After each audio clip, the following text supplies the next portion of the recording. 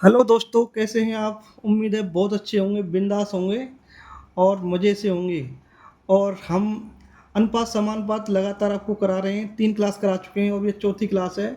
और चौथी क्लास में हमारे ओम ट्यूटोरियल चैनल में आपका बहुत बहुत स्वागत है। और धीरे धीरे हम चीज़ें सीख रहे हैं। और देखो, आप भी सब चीज़ें सीख रहे हैं तो मुझे भी बहुत अच्छा लग रहा है। लेकिन आप लोग कमेंट नहीं करते, कोई बात नहीं। लेकिन आप सीखते रहिए, यही हमारे लिए बहुत बड़ी तोहफा होगा आपकी तरफ से।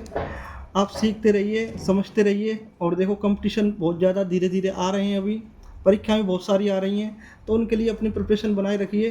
देखो, बहुत ही इंपॉर्टेंट सवाल, जैसे हम क्लास 3 में हम 3 तक सवाल बचा चुके थे, 4 तक। और इसी सब हम 5वां सवाल आपको बताने जा रहे हैं।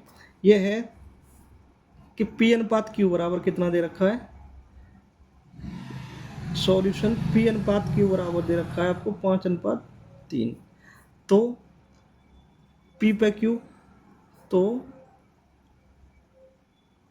पी पे 4 माइनस क्यू पे 4 अनुपात पी पे 4 प्लस क्यू पे 4 का मान पूछ रहा है। देखो, बहुत सिंपल है, कुछ नहीं करना आपको। केवल पी की जगह पर हमें क्या रखना है, 5 रखना है और क्यू की जगह पर 3 रखना है।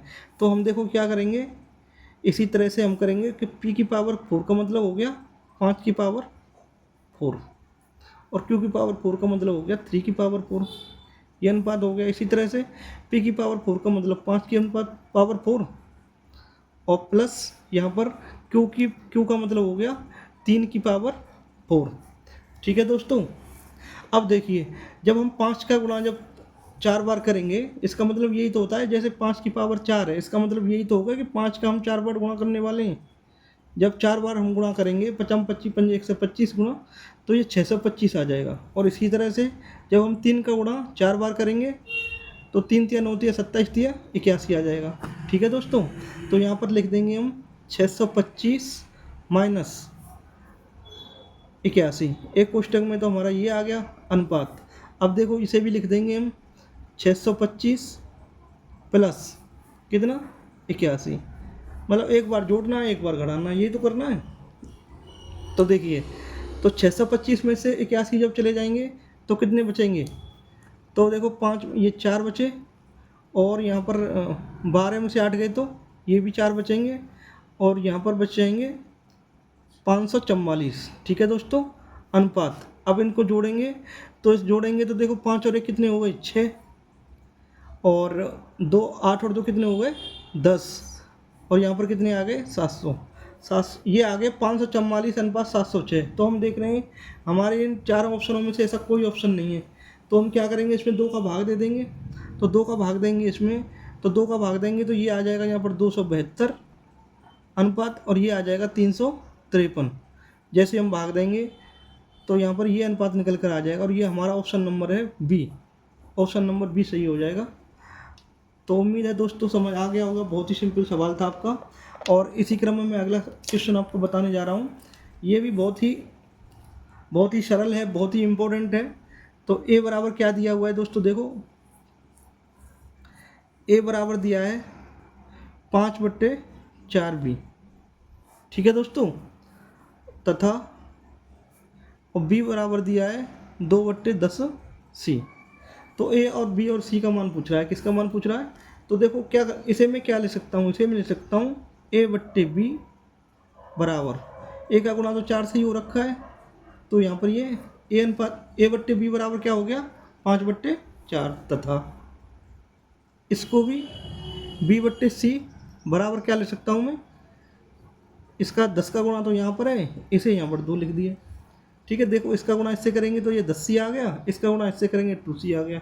इस चीज़ को ऐसे लिख सकते हैं, नहीं लिख सकते हैं, आप सभी जानते हैं, इसे आराम से हम लिख सकते हैं। अब देखो, इसे अनुपात में लिखने के लिए क्या करेंगे हम, a अनुपात b बराबर हो गया 5:4।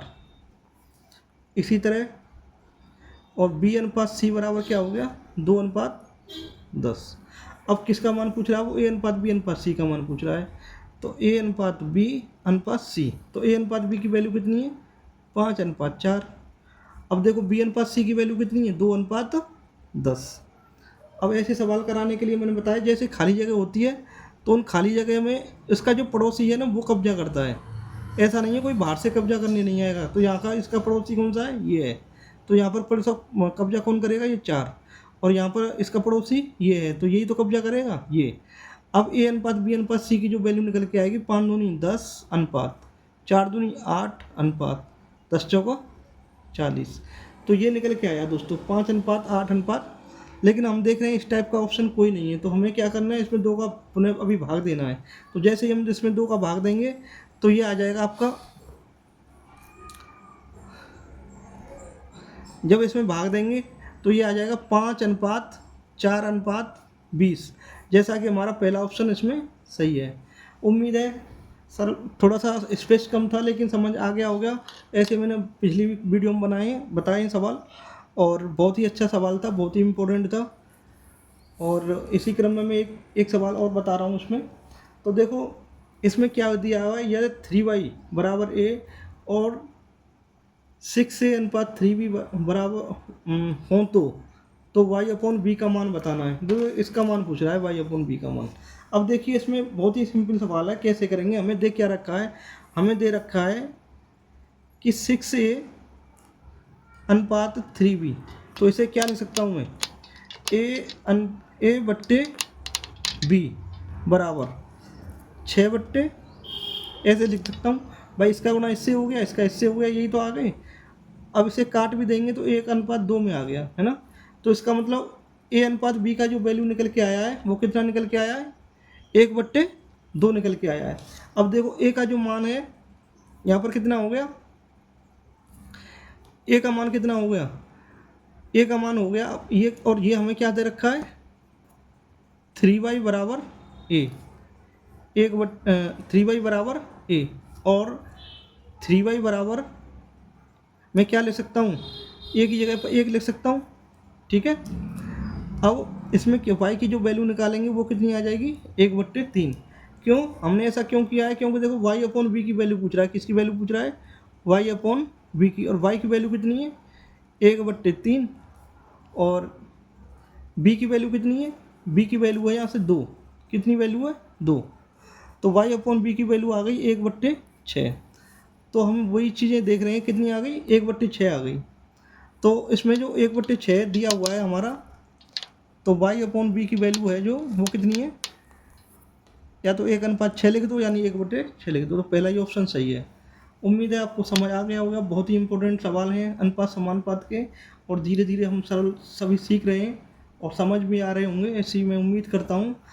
तो और भी मैं अगली क्लास लेके आऊँगा, क्लास नंबर 5 में मैं आपको बताऊँगा।